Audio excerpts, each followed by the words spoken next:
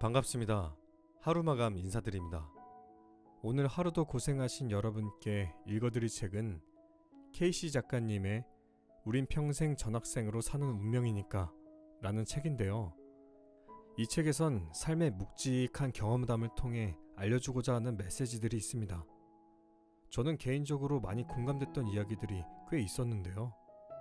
아마도 저와 작가님의 성향이 비슷하지 않을까 하는 추측을 조심스레 해봅니다.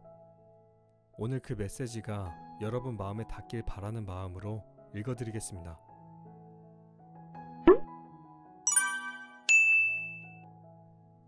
저자 K씨. 우린 평생 전학생으로 사는 운명이니까. 의자를 둥글게 만들면 블랙홀. 두 번째 망하고 난 뒤 남은 건 큰 가방 하나였다. 길거리까지 내몰렸다.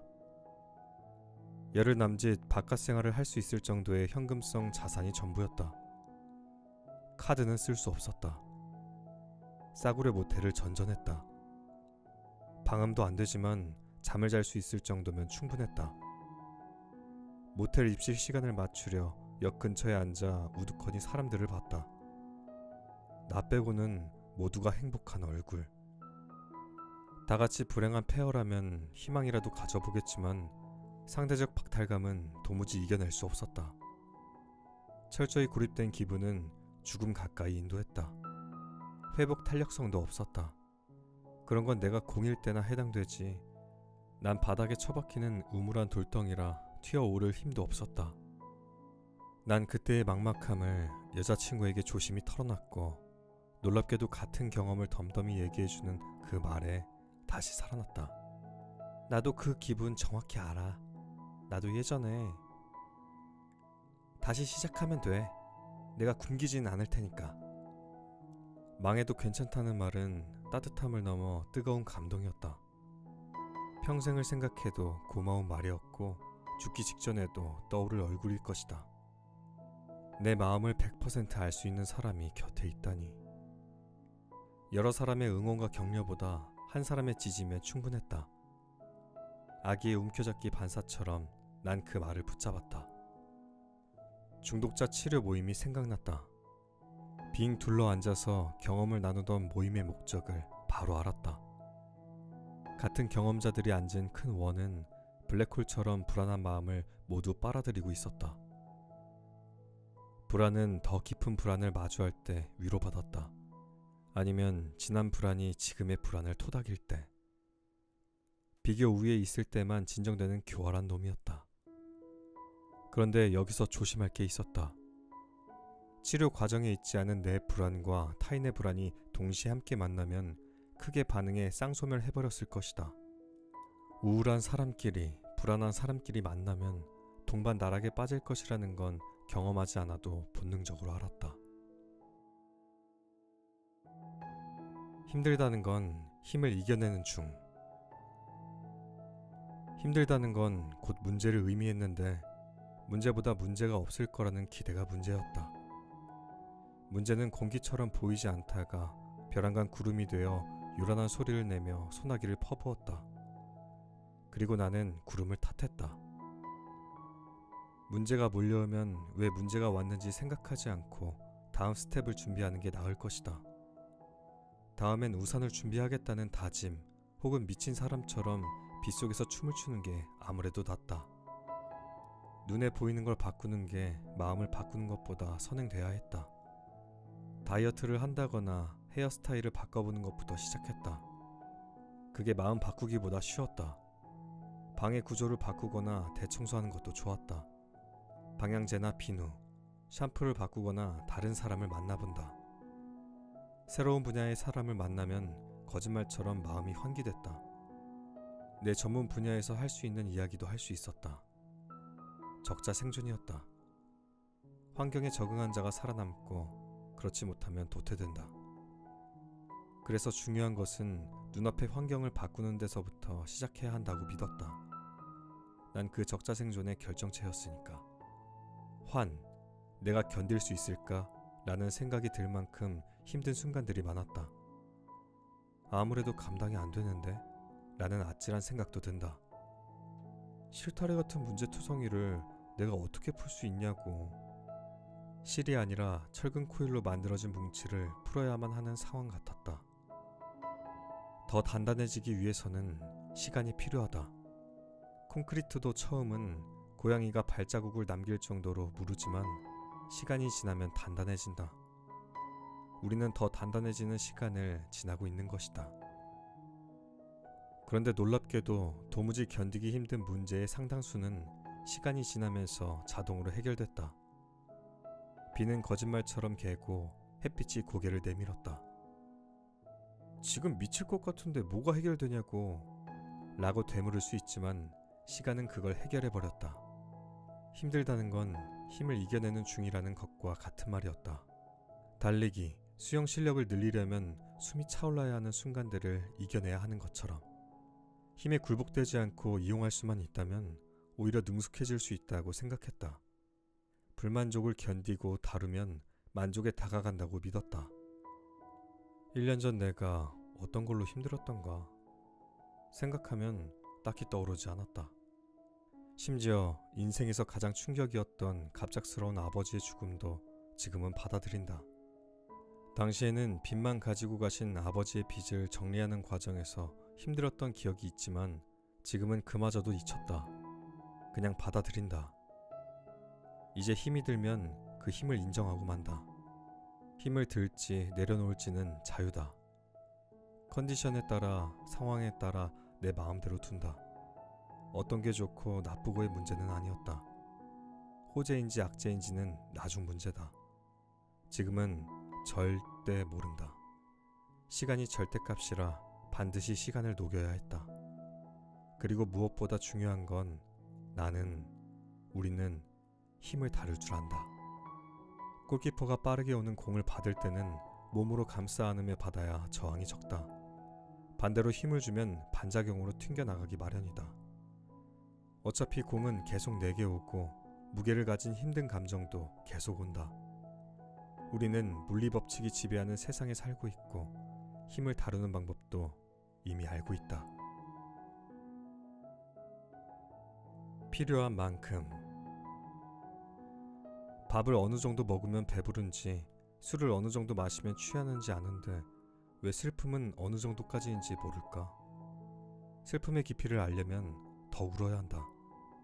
슬퍼할 시간을 충분히 가지는 것이 중요하다. 그것이 슬픔에 대한 예의, 나아가 나에 대한 예의다. 어른이 됐다면 부족하지도 넘치지도 않는 기준선을 알아야 한다. 수영할 때 발끝이 닿지 않는 순간 불안감이 엄습해온다. 바닥의 깊이를 알아야 안심할 수 있었다. 깊이를 아는 것은 생명을 지키는 일이었다. 나의 깊이, 정량은 어디인지 알아야 했다. 정량을 넘어선 과잉 생산은 경제의 독이고 잉여 생산물을 낳고 악성 재고가 된 후 폐기된다. 과장 광고는 경제 질서를 교란하는 범법 행위다. 과식은 건강을 망친다. 과시, 과장, 과적, 과소비 모두 악영향이다. 그렇다면 과는 줄이고 소를 지양하겠다. 아프고 좌절했지만 필요 이상으로 아파했던 것은 아니었을까. 당장은 손가락만 아픈데 왜 난 그동안 온몸이 아픈 것처럼 소리 질렀을까. 필요한 만큼 아파야 했다. 감기로 병원에 가면 3일 처방이 기본이었다. 정신과에 가니 14일 처방 약을 줬다. 그런데 난 항암 치료해달라고 떼를 쓴 순간이 문득 부끄러워진다. 그래도 후회는 금물. 통증을 지켜봐야 했다. 가벼운 감기에 죽을 병 걸린 것처럼 호들갑 떨었었다. 돌이켜보면 아픔은 보이는 것보다 크게 보일 수도 있었다. 엄살쟁이처럼 보이기도 했다. 우울이 마음의 감기라고들 하던데 틀렸어. 실컷 두들겨 맞은 것 같단 말이오.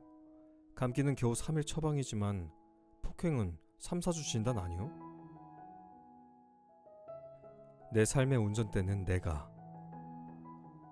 운전대를 남에게 맡기면 내가 원하는 곳으로 갈 수 없고 사고 가능성도 높다.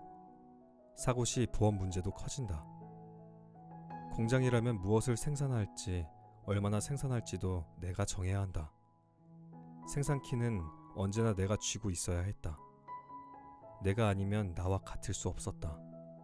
그래서 나와의 로맨스를 시작해야 했다. 이보시오.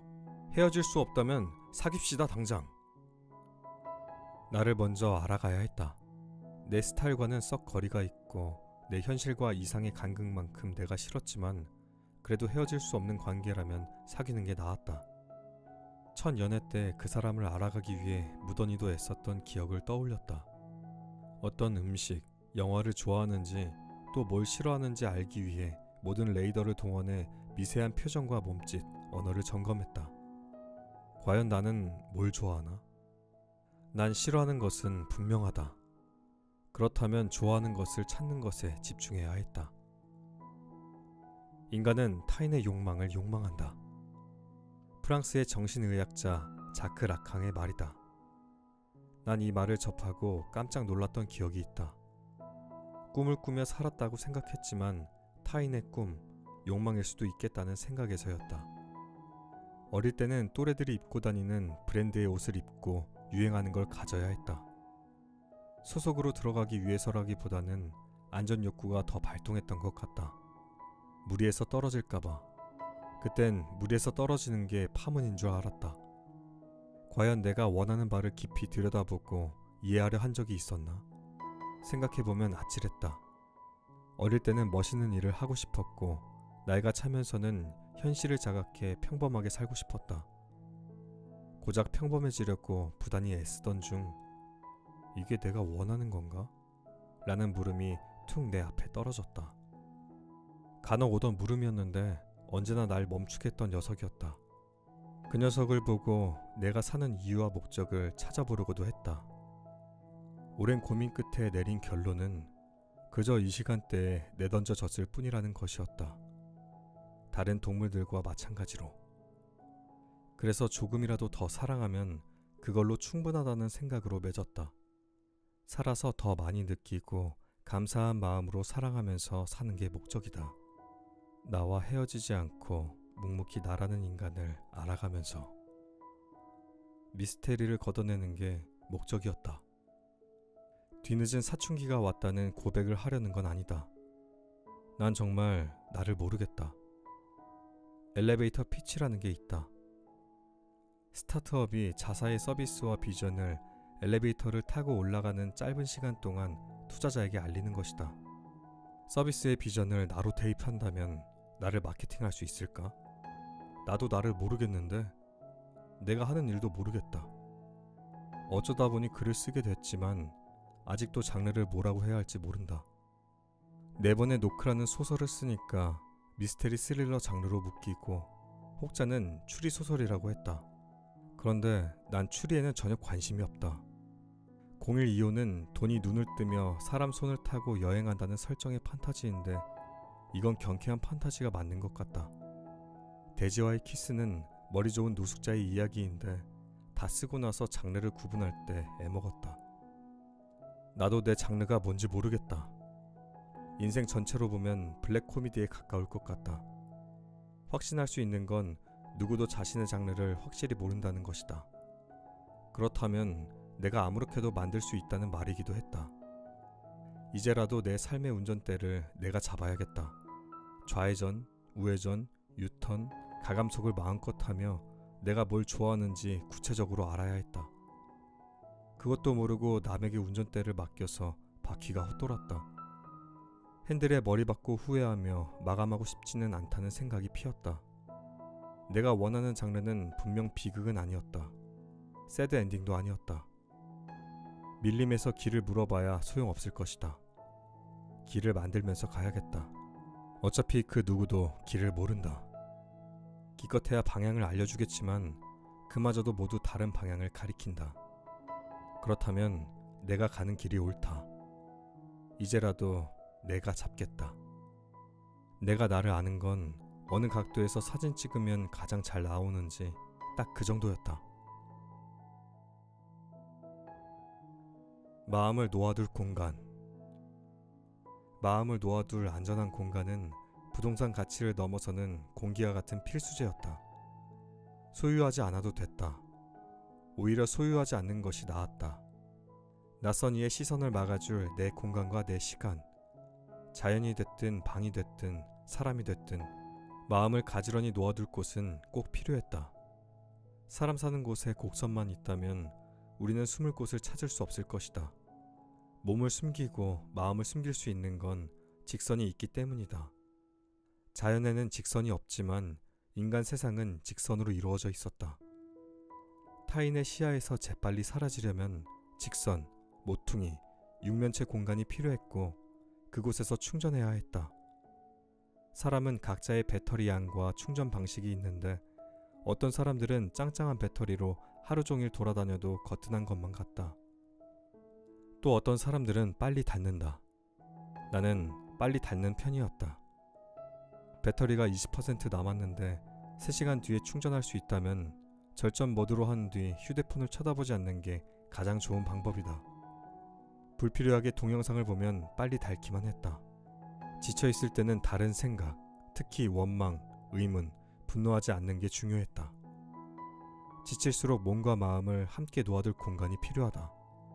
하나만 동떨어져 놓을 수 없이 함께 두는 공간 말이다. 몸과 마음이 따로 놀 때면 누가 먼저랄 것도 없이 서로 악다구니를 질렀다. 둘은 절대 헤어질 수 없었다. 어디든 좋지만 마음을 놓아둘 공간이 SNS나 온라인 공간은 아니라는 건 분명하다. 네모의 액정 패널은 직선이지만 몸을 쉬게 하는 직선의 역할은 물리적 공간에 한정된다. 네모난 액정 속 온라인은 그 역할을 절대 해내지 못한다. 이불 밖은 위험해. 겨울에는 따뜻한 이불만큼 좋은 게 없다. 여름에도 에어컨을 틀고 약간 추운 온도에서 이불을 덮는 게 좋다. 지붕에서 한 번, 이불에서 또 한 번. 이중으로 나를 보호해주는 안전장치처럼 느껴진다.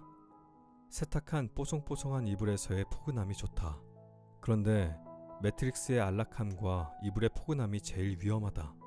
거기에 휴대폰을 통한 도파민까지 더해지면 내가 갈 곳은 정해진 것과 다름없었다. 이 안락함은 후불제 결제로 공급자 란에는 의료법인이 찍혀 있을 것이다. 나이 들면 낙상으로 인한 골절을 가장 조심해야 하는데 거동을 못하면 사망률이 급격히 높아진다는 연구 결과가 의미하는 바는 크다. 그런데 굳이 자발적으로 요양원에 입원할 필요가 있을까 싶다. 난 그 기준을 8시간 정도로 잡는다. 침대도 하루 8시간을 넘어서면 요양원 침대로 바뀐다. 생명을 단축시키는 침대가 되고 마는 것이다. 어떻게든 움직여야 한다. 약물의 도움을 받아서라도 움직여야 한다. 대굴대굴 굴러서라도 진통제 씹어먹고 나가야 한다. 없으면 비상용 진통제를 사러 나가야 한다. 나간 김에 수혈도 해야 한다. 여기서 비상용 진통제, 수혈은 당류가 포함된 모든 식음료다.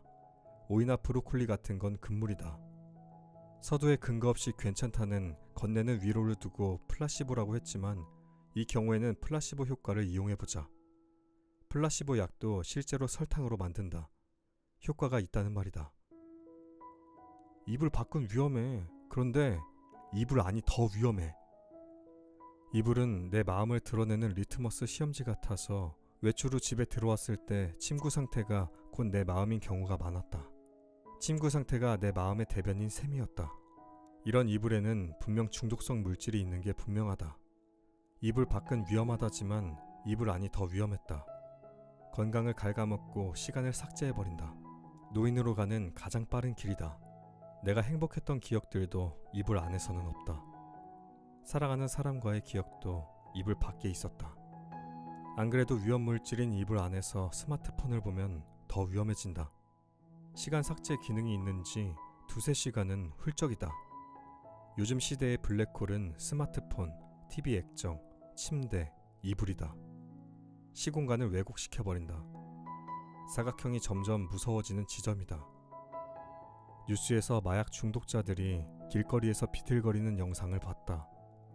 고정된 자세로 비틀거리는 걸 보고 무섭다는 생각보다 안타깝다는 생각을 먼저 했다. 중독이라는 건 현실 도피를 목적으로 호르몬을 속여 극한의 쾌락, 환각, 안락함, 편안함을 좇는 것이다. 중독은 취약함을 파고드는데 집에서는 그게 이불 같았다. 이불 속에서 수면 시간을 채워도 침대에 계속 누워있으면 시들거렸다. 비틀거렸다. 졸음과 각성의 중간 단계에서 졸음에 더 기운 상태였다. 그렇다고 깊게 잘 수도 없고 그대로 누워서 하루를 보내면서 생각한다. 내일의 계획들을 세우면서 내 게으름을 합리화해버리는 쉬운 선택을 하고 가짜 안정을 얻는다. 이불이라는 다운계열의 마약과 휴대폰 속의 도파민 분출이 업계열 마약이 되어 종일 이불 속에 갇혀있게 하는 것이었다. 하루 8시간, 그 이상이면 위험 신호라고 여겼다. 정물이 될까봐, 침대에 바퀴가 달릴까봐. 뻑뻑한 기계에 윤활유가 필요했고 심신이 지친 사람에게도 기름칠이 필요했다. 예부터 기름을 붓는다는 말이 축복을 의미하기도 했다. 고민 끝에 이불을 걷어차고 무거운 몸을 이끌고 나갔다. 다리를 움직이자 심장은 알아서 뛰었다. 혼자 어둠 속에 있을 때 막연한 두려움에 떨리는 박동과는 달랐다. 쿵쾅거리는 심장과 달리 두근댔다. 이어 심장 뛰는 것도 느끼지 못할 정도로 혼연일체가 됐다. 심장이 온몸을 뒤흔들던 공포는 온데간데 없고 기분 좋은 리듬감이 느껴지다 어느새 땅을 디디는 발과 호흡을 맞춰 흔들림 없는 편안함을 안겼다. 발에서 다리, 심장, 눈으로 이어지는 기분 좋은 진동, 그리고 진동이 상쇄된 진공의 기분은 마치 구름을 거니는 것처럼 산뜻한 기분이었다. 걸을 때마다 내 몸에 붙은 불안과 우울은 떨어져 나갔다. 난 인간을 구원하는 건 머리보다 발끝에서 온다고 믿는다. 이제 도망치는 런에서 달리고 질주하는 런으로 바꾸겠다고 생각했다. 다행이었다. 심신미약이 고작 기름칠 정도로 차도를 보였다. 이불을 벗어나 걸을 때마다 드는 생각이 있다. 좋다. 나오길 잘했다. 나는 지금 어디에? 여자친구와 함께 쇼핑하던 시간이었다. 신발 매장에 함께 들어가서도 일에 정신이 팔려 있었다. 중요한 미팅을 앞두고 어떻게 말할지 고민하고 있을 때 여자친구가 물었다. 이건 어때? 이쁘네. 그거 사. 잘 어울려. 되돌아온 건 실망한 표정이었다. 아차 싶었다. 엄마에게 줄 선물로 어떠냐고 물어본 것이 뒤늦게 떠올랐다. 가장 즐거울 시간에도 난 허상에 몰두하고 있었던 것이다. 무슨 생각하는 거야? 걱정. 무슨 걱정? 그냥 싸움. 혼남은 대체로 이렇게 시작됐다. 나는 지금 실존에 있는데 자꾸 과거와 미래를 왔다 갔다 하니 정신이 없었다. 바쁘지 않은데도 바쁜 것처럼 보였다. 회상과 회한을 반복하면 인지 능력이 떨어지는 건 확실해 보인다. 진짜 내 삶은 다른 시간, 공간에 있는 줄 알았다. 마치 엄마에게 혼나면 다리 밑에서 주워서 키웠다는 저 여자 대신 나를 사랑해줄 친엄마를 찾으려 했던 수준에서 조금도 나아지지 않았던 것이다. 나는 절대 다른 시공간에 존재할 수 없는데 왜 항상 다른 곳을 바라봤을까? 유일하게 가질 수 있는 건 지금 말고는 없는데 왜 어른이 돼서도 몰랐을까? 꽤 많은 시간을 걱정으로 흘려보낸 것만 같다. 시간과 공간이 함께하듯 몸과 마음은 언제나 함께여야 한다. 어차피 내가 소유하고 통제할 수 있는 건 지금 이 순간뿐이다. 나머지는 허상이었다.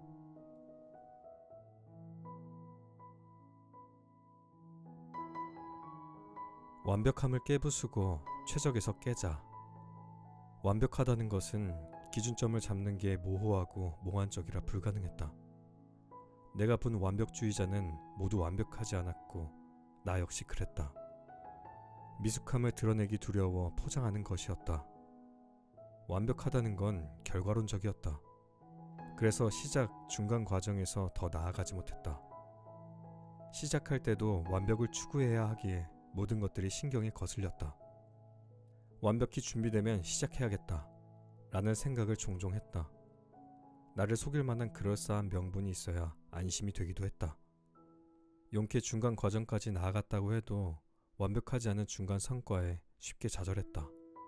내가 만든 계획이 늘 내 발목을 붙잡았던 것이다. 나를 포함한 자칭 완벽주의자들은 계획에만 몰두한다. 계획을 다듬고 재배열하고 교정, 입문하는 데 에너지를 쏟는다. 계획에 관해서 완벽하다는 것만 인정한다. 하지만 모든 기획서는 실행을 바탕으로 만들어져야지 그리 종이를 벗어나지 못하면 어두운 서랍에 매장돼 버리고 만다. 한때 나는 모든 것이 계획의 일환이었다. 가장 즐거워야 할 여행도 할 일에서 취소선을 긋는 일이었다. 여행 가서 맛있는 걸 먹고 새로운 걸 봐야 했지만 이메일 보내기, 빨래하기 같은 선상에 놓았던 것이다. 보고 싶은 영화를 보는 것도 대화에 끼어들기 위해 알아야 하는 것이 됐다. 즐겨야 할 것들이 알아야 할 것이 됐고 숙제처럼 진행되는 것이 얼마나 멍청한 일인지 그때는 몰랐다. 완벽주의자는 사실 두려워서 한 발짝도 내딛지 못하는 겁쟁이인 경우가 많았다. 완벽한 건 어디에도 없었다. 완벽한 타이밍, 조건, 사람은 없었고 방해 요소, 결점, 컴플렉스 투성이었다. 모든 가능성을 염두에 두느라 불안한 것이다. 모든 가능성에 따른 시나리오를 쓰고 걱정해봐야 쓸모없다는 것을 몰랐다. 혼돈의 연기를 붙잡겠다는 것처럼 실제로는 연기를 일으키는 불길이 두려워 근처에도 못 가는 것이다. 완벽 대신 최적이 있었다. 그리고 그 최적의 시간은 언제나 지금이었다. 따지고 보면 완벽하다는 기준은 타인의 기준으로 설정된 경우가 많았다. 타인의 기준선에 맞춰 그곳에 닿기 위해 아등바등 하다가 속이 썩어 문드러졌다. 모든 건 내 기준에 맞춰야 했다. 남의 기준에 맞추면 그럴 땐 완벽함을 추구하게 된다. 지금이라도 내 기준을 찾겠다고 다짐한다. 그렇게 완벽한 한방보다는 불완전한 최적을 최대한 많이 가지려고 한다. 완벽한 선택, 최고의 선택보다 선택을 많이 하는 게 낫다는 믿음에서다. 선택은 양이 질을 압도한다. 선택지를 많이 펼치고 그 중에서 최적을 고르는 것이 아무렴 낫다. 늦었지만 나의 실수와 실책, 실패라는 거품 위에 아슬하게 존재하는 나약한 존재라서 완벽해지는 것을 영구히 포기한다. 무엇보다 실책 없는 스포츠는 재미가 없다. 진짜 이야기는 실책을 통해 이루어진다. 약팀이 강팀을 이기고 강팀이 때로는 지는 게 스포츠와 삶의 재미 요소다. 재미는 언제나 예상치 못한 데서 나온다. 행복과 같이. 아픔은 사람을 진하게 만든다. 아프다는 것은 사람은 선명하게 만드는 것 같다. 나를 가장 심도 있게 살펴봤을 때는 아팠을 때였다. 또 아픔은 티 없이 나타나지 않고 다양한 증상을 보인다. 이 쉬운 결론을 보면 결코 아픔을 혼자 감내하는 것은 신의 뜻이 아니다. 아픔은 나를 돌이키고 주변의 소중함을 선명하게 만드는 것이었다. 인류학자 마가렛 미드는 어려움에 빠진 누군가를 도운 것을 문명의 시작이라고 말했다. 고고학 발굴 현장에서 발견된 15,000년 전 인간의 넓적다리뼈를 근거로 했다. 뼈가 부러졌다가 붙은 흔적에서 인류의 문명이 시작됐다는 말에 내 넓적다리를 팍 쳤다. 뼈가 붙는 시간은 대략 6주. 그동안 다친 사람을 돌봐준 누군가가 있다는 것이다. 공경에 빠진 다친 사람을 도와주는 것이 문명의 시작이라니 그 통찰력에 감탄해버렸다. 고통이 표출된다는 건 구조 신호다. 고통에 비명 지르면 내가 먼저 듣고 그 후 타인에게 전달된다. 그렇다면 구조되기 전 나를 먼저 돌보라는 의미로 해석해도 무리 없을 것이다. 시련이 선물이라고 하지 않았나. 고통은 얼굴을 찡그리고 몸을 꼬며 소리 지른다. 더 세심히 살펴보라고. 고통을 지나치지 말라고. 고통이 여러 증상을 동반하는 건 다른 사람들이 알아차리도록 적극적인 구조 신호를 보내는 것이 분명하다. 아프면 아프다고 말하고 다른 사람의 아픔도 예민하게 알아차리고 싶다. 모른 채 하면 미개인이 되는 것이다. 문명인이 되라고 기회를 주는 것이다. 혹은 나를 더 돌보라는 기회 말이다. 시련은 선물이 맞았다. 서로 돕게 만들어 인간을 가장 인간답게 만든다. 그리고 나를 돌보게 만든다. 그렇게 진한 인간성을 가지게 만들고야 말았다. 첨단 산업. TV나 드라마나 예능을 잘 보지 않는다. 그렇다고 책을 보면 좋을 텐데 그렇지도 않다. 주로 바깥을 배회한다. 산책이라고 하자. 아무리 덥거나 추워도 일단 밖을 나서는 길이 좋다. 태풍이 와도 나간다. 태풍에 떨어진 간판을 치우고 술 취한 아저씨가 바닥에서 주무시면 신고하고 배회하는 아이들을 보면 집에 들어가라고 재촉하고 보행자 안전에 위협되는 것들도 신고한다. 동네 보안관이라고 하자. 스마트폰으로 서비스를 제공하는 스타트업을 했지만 난 아날로그가 좋다. 액정보다 종이의 질감이 좋다. 소설을 쓰기 시작하면서 습작 노트가 생겼는데 스릴러와 판타지, 감동, 코미디, 농담과 여러 줄거리들을 끄적인다. 그런데 이야기가 잘 나가다가 꼭 끊기는 지점이 있다. 이게 다 첨단을 달리는 기술 때문이다. 스마트폰 없이 약속 장소를 정하고 기다리고 걱정하고 제외했을 때의 감동 스토리가 없다. 서로 어긋나면 연락도 안 돼야 러브 스토리가 될 거 아닌가. 요즘은 모든 것이 빠르고 쉽다. 고금리 저성장 시대의 사랑은 돈처럼 인플레이션이 발생해 가치가 떨어지는 것도 같다. 내가 느낀 감동과 기쁨도 내 마음의 무게도 예전 같지 않다. 그래서 요즘 부쩍 스마트폰이 없던 시절이 그립다. 지갑도 잃어버리고 전화기 앞에서 서성거리기도, 좋아하는 여자친구의 문자 메시지를 기다리던 시간이 그립기만 하다. 요즘 아이들의 놀이터는 액정 속에 있다. 물론 많은 어른의 세상도 액정 속에 있다. 심지어 사랑도. 누구나 꿈꾸는 멋진 우연은 바깥에 있는데 쇼핑하듯 휙휙 넘기며 인연을 찾는 것도 아쉽다. 첨단 산업이 발전할수록 가볍고 쉽게 잊히는 게 아쉽기만 하다. 오타쿠처럼 살아야지.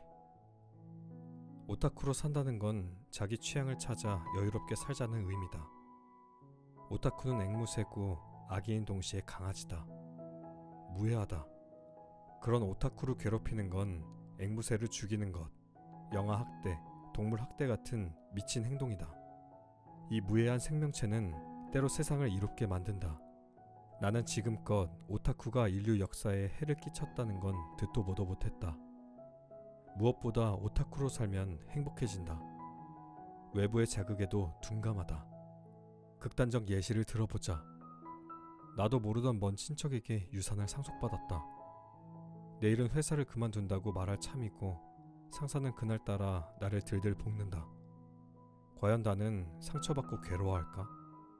내 머릿속은 온통 뜻밖의 자산 증식으로 가득해 감히 괴로워할 마음이 끼어들 여지가 없을 것이다. 극단적이긴 해도 사람 마음이라는 게 그랬다. 내가 작으면 누군가 힐난할 때 나도 모르게 위축됐다. 하지만 내 마음의 공간이 크면 많은 오해와 힐난에서 자유로울 수 있다. 내가 커져야 머저리들의 공격에도 타격받지 않는 것이다. 뭣도 아닌 것들이 영향력 끼칠 여지를 최소화하는 데는 나를 성장시키는 것이 최고였다. 오타쿠는 스스로 행복할 줄 안다. 부자가 아니어도 행복하다. 마음의 플랜 B를 마련하고 마음 공간을 키우는 것은 나를 지키는 일이었다. 내가 좋아하는 것이라면 기꺼이 오타쿠가 되리라 다짐했다. 내 마음대로 한다는 건 내 마음을 존중하는 거니까. 나는 기꺼이 오타쿠가 되겠다. 미리 오타쿠가 되신 분들은 복받은 인생이다. 많은 경험을 통해 진정 좋아하는 것을 찾은 것은 축복이다.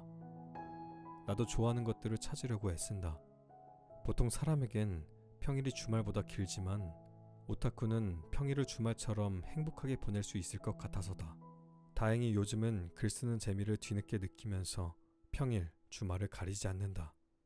이 에세이를 마무리하면 또 다른 소설을 쓰며 2~3개월 몰입할 거리가 있으니 설렌다. 앞으로 하고 싶은 것들, 목공예, 가죽공예, 요리, 베이킹, 낚시.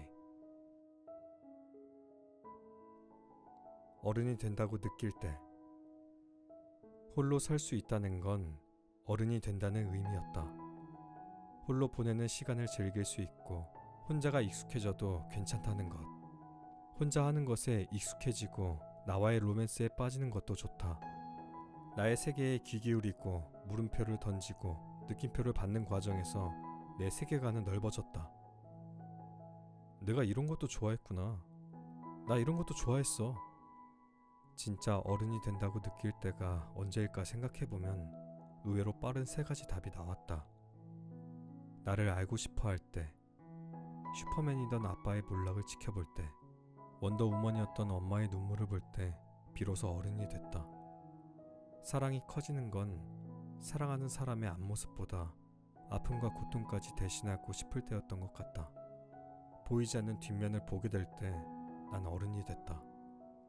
신이 사람의 뒷면을, 약한 면을 볼 수 있는 눈을 뒤늦게 주는 건 아쉬운 대목이다. 한 가지 추가하면 당연한 걸 당연히 여기지 않을 때였다. 내 주변을 구성하는 모든 건 저절로 만들어진 게 아니었다.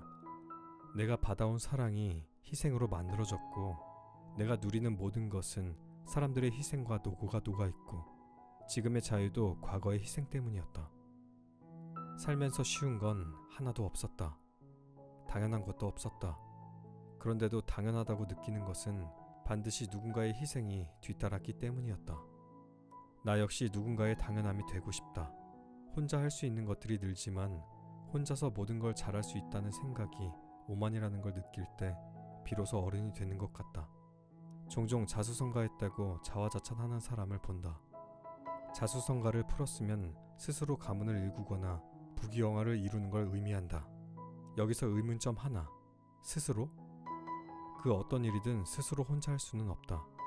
태어날 때도 죽을 때도 누군가의 도움을 받는 우리 인생에 엔딩 크레딧이 올라간다면 홀로 덩그러니 올라갈까?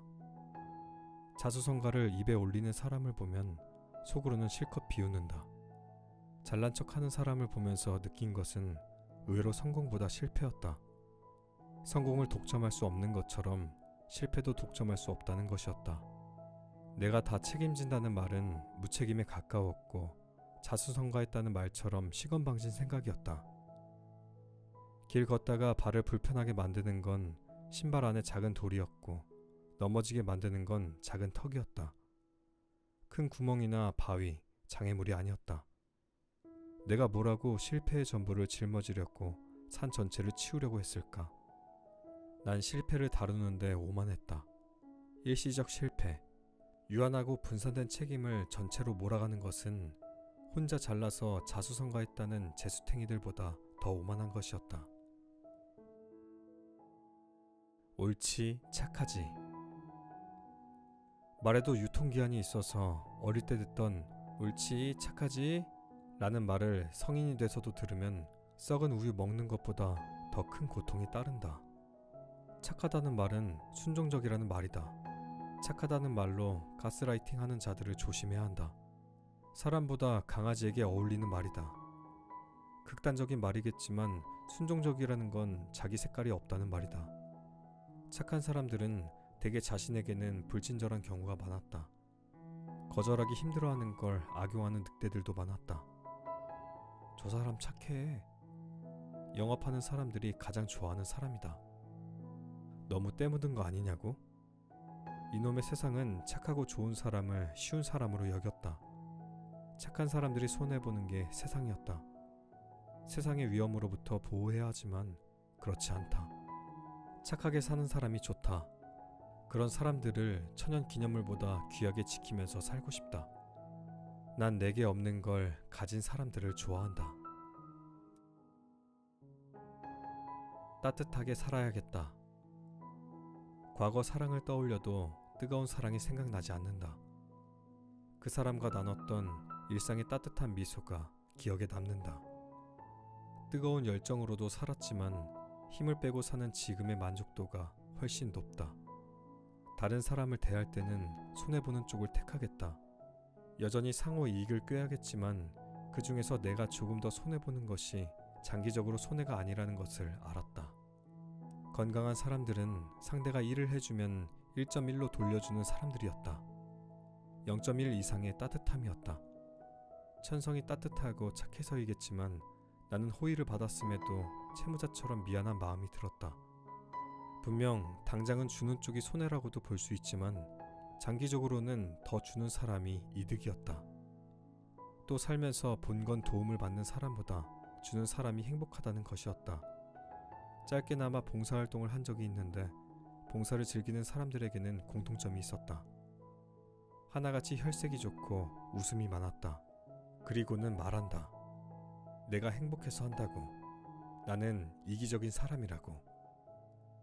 철없던 시절에는 지나친 겸손, 가식처럼 보이겠지만 나도 봉사라는 걸 할 때 마음에 걸리는 거 없이 뿌듯한 걸 보면 틀린 말은 아니었다. 돌려받을 생각을 하지 않는 행복한 채권자, 행복한 이기주의자가 되는 게 건강의 비결이라고 얼굴에 쓰여 있었다. 나도 빚을 갚고 빨리 채권자가 되고 싶다.